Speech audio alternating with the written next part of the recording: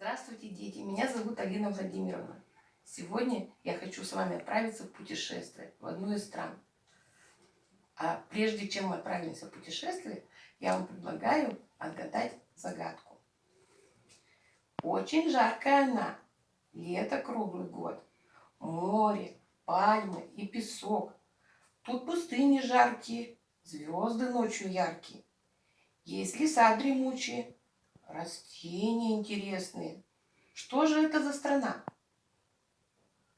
Правильно, это Африка. А знаете ли вы животных Африки? А я вам сейчас прочитаю вот такую книгу, которая называется «Кто живет в Африке?». Это огромное животное, бегемот.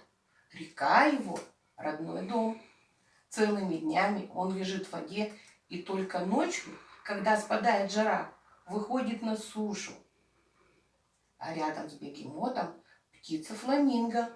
У нее тонкие ноги и длинная шея. Своим большим клювом фламинго достает со дна мелких рачков и моллюсков.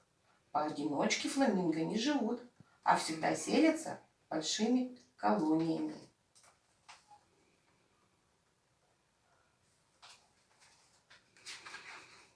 Следующее животное называется жираф. Жираф – самое высокое животное в мире. Ростом он с двухэтажный дом.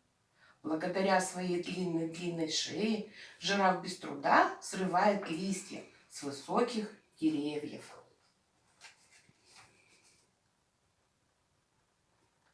Африканский слон – самое крупное животное из всех, кто живет на суше.